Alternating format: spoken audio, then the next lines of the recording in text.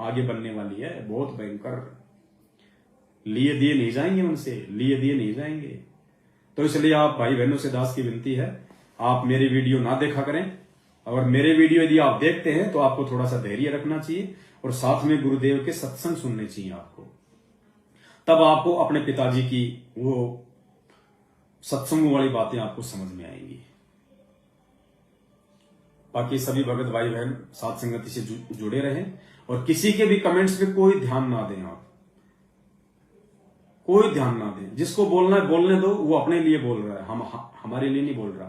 क्योंकि जब हम उसका प्रतिफल नहीं देंगे, हम उसका जवाब नहीं देंगे, तो वो गाड़ी हमें नहीं लगती, वो गाड़ी वापस उसी के पास जाती है। परमात्मा ने सत्संग में बताया कि आपने किसी के नाम पे कोई चिट्ठी लिख के भेज दी और वो एड्रेस यदि आपने वो गलत लिख दिया, यानी सामने वाले ने वो चिट्ठी नहीं ली, तो वो चिट्ठी वापस कहां आएगी? भेजने वाले के पास। वो डाकिया फोन करेगा, भैया तेरी चिट्ठी वापस आ गई, ले जा, या घर पे आके देके जाएगा, भैया ये तेरी चिट्ठी वापस आ गई। इसी प्रकार परमात्मा ने बताया कि गाली यदि सामने वाला कोई दे रहा है, उल्टी सीधी बात कोई बोल रहा है, बोलना या कमेंट्स में लिखना एक ही बात है। और यदि आप उसका कोई जवाब नहीं दे रहे हो, आप यदि उसको नहीं पकड़ रहे हो, तो वो गाली वापस कहां जाएगी? देने वाले के पास जाएगी। जो हमें मां बहन कर रहा है, वो खुद अपनी मां बहन को कर रहा है, वो खुद अपनी मां बहन को गाली दे रहा है। यदि हमने उसकी गाली का कोई जवाब लिखित में या बोल के नहीं दिया, तो वो गाली खुद की मां बहन पे चली जाएगी। तो वो समझदार हैं या मूर्ख हैं, वो तो खुद विचार कर लेंगे इन बातों पे। लेकिन हम भगत यदि उनकी गालियों का जवाब देंगे, तो सोचो हमने उनकी गालियों को अपने ऊपर दे लिया। तो पुण्यात्माओं, हमने जीवित मरना पड़ेगा परमेश्वर के ज्ञान आधार से। हमने गुरुदेव के पद चिन्हों पे चलना है। गुरुदेव की सुना कभी किसी सत्संग में, कभी किसी के प्रति इतनी सी गाली परमात्मा ने बोली हो? तो हमने तो अपने गुरुदेव के जैसा बनना है, इन भाइयों के जैसा नहीं बनना। ये तो हमारी रिहर्सल हो रही है, इनका ये कमेंट्स करना लाइव में, इनका बेवजह इनका जुड़ना, जबकि ये हमारे मतलब के नहीं, हम इनके मतलब के नहीं, फिर भी ये लोग जबरदस्ती लाइव में जुड़ जाते हैं, उल्टी सीधी बातें करते हैं। ये हमारी परीक्षा है। काल इनके माध्यम से हमारे को उत्तेजित करना चाहता है, उल्टा सीधा इनके कमेंट्स का जवाब दिलवा के दिमाग खराब करवाना चाहता है, हमारे कर्म बिगड़वाना चाहता है। और जो समझदार भगत होंगे, जिनको स्वतंत्र कर्मों का ज्ञान हो जाएगा कि स्वतंत्र कर्म क्या है, कोई भी कर्म करने से पहले वो सोच लेगा कि ये स्वतंत्र कर्म करने जा रहा हूं या फिर ये कोई प्रारब्ध कर्म है। जिसने इतना सा विचार कर लिया पुण्यात्मा, वो मार खाने से बच जाएगा। तो आज का टॉपिक इसी विषय पे था कि कोई भी कर्म करने से पहले, कोई भी बात बोलने से पहले हम विचार कर लें कि ये कहीं मैं स्वतंत्र कर्म तो नहीं करने जा रहा हूं, और फिर इसका परिणाम भी भुगतना पड़ेगा। और वो सही दिशा में किया तो सही लाभ देगा, और गलत दिशा में दिया तो गलत लाभ देगा। इसीलिए तो आज संगत की यह हालत हो रही है। भगवान धरती पे आया हुआ है और भगवान के भक्तों की ऐसी हालत हो रही है। क्यों हो रही है? स्वतंत्र कर्मों के चलते। पुण्यात्माओं, इतने संकेत किए गुरुजी ने। एक बहन ने दास को एक वीडियो भेजा आज, गुरुजी ने स्पष्ट संकेत कर दिया, स्पष्ट, कि जिस भगवान की तुम्हारे को तलाश है आज तुम्हारे सामने आया हुआ है। सुनो। कुछ परमात्मा का पूर्व आभास है, पिछले जन्म के पुण्य है, वो तो आज भी उसी तरह है। लेकिन कुछ दिनों में जो नए नए आए हैं, वैसे अपना मनमुखी साधनाएं कर रहे थे, तो उनको धीरे धीरे ये ऐसा अभ्यास हो जाएगा। तो ये सोच लो जैसे परमात्मा आए थे, 120 वर्ष बनारस में रहकर चले गए, और उसी को पाने की हम ट्राई करें, वो हमारे सामने बैठा। यदि हम परमात्मा 120 साल पहले आए थे, उसी को हम प्राप्त करने की सोच रहे और वो हमारे सामने बैठा। क्या कह रहे गुरुजी? जिस परमात्मा को हम प्राप्त करना चाह रहे हैं, वो आज हमारे सामने बैठा। ध्यान से सुनिए पुण्यात्मा।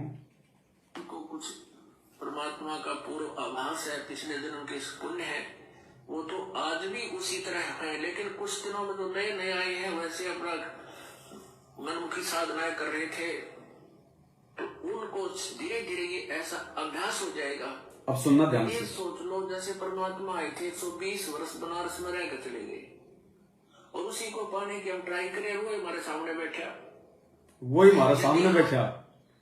तो सामने कौन बैठा है पुण्यात्मा? आज ये पूर्ण परमात्मा है। अब भगवान आएगा तो कोई सींग लगा के नहीं आएगा, भगवान आएगा तो पूंछ लगा के नहीं आएगा।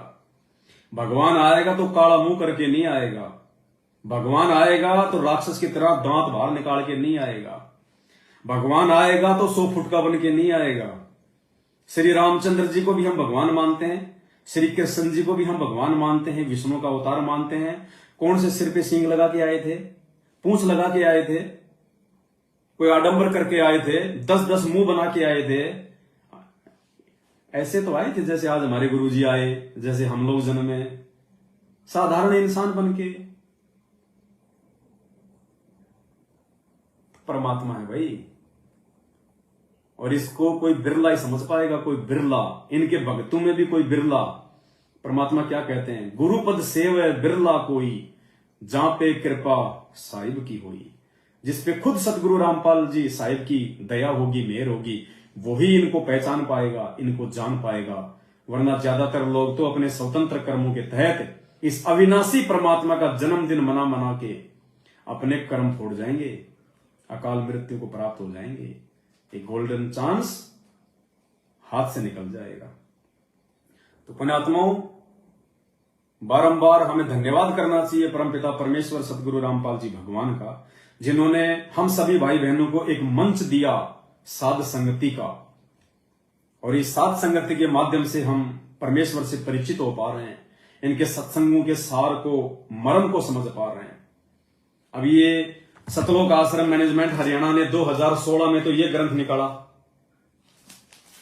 उसके बाद में ये मुक्ति बोध निकाला, इतना मोटा, 200 रुपए में बेच दिया, 100 रुपए की लागत, 100 रुपया जेब में डाल लिया, धंधा हो गया। संगत ने लेकर अपने घर पे रख लिया, ये लो जी गुरुजी प्रसन्न हो जाएंगे। इनमें लिखा क्या है, गुरुजी ने क्यों लिखे?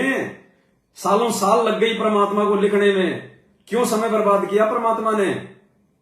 इनमें लिखा क्या है, इसको कोई नहीं पढ़ रहा, कोई नहीं पढ़ पा रहा। कोई पढ़ता तो कोई 2 पेज पढ़ लेता है, कोई 4 पेज पढ़ लेता है, फिर दिमाग उसका भारी भारी हो जाता है क्योंकि समझ में नहीं आता। अरे ये परमात्मा ने साध संगति के माध्यम से समझाने के लिए लिखे कि भैया साध संगति से जुड़ना, और साध संगति में मेरे इन वाणियों को समझाया जाएगा कि मैं क्यों लिख रहा हूं ये बातें। तो अभी हमें थोड़ा सा समय पुण्यात्माओं अन्य सेवाओं के चलते कम मिल रहा है। आने वाले समय में परमात्मा जी के आशीर्वाद से हम रोज या एक दिन छोड़ के एक दिन इन्हीं ग्रंथों के ऊपर लाइव आया करेंगे।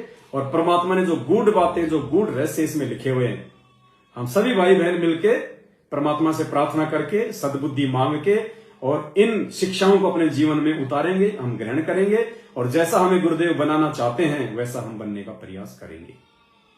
तो आज के लिए केवल इतना ही। जाते जाते सभी भाई बहन वीडियो को एक बार हर जगह और शेयर कर दें, और फिर मिलेंगे गुरुदेव भगवान के आशीर्वाद से। सत साहिब, बंदी छोड़ सतगुरु रामपाल जी भगवान की जय हो।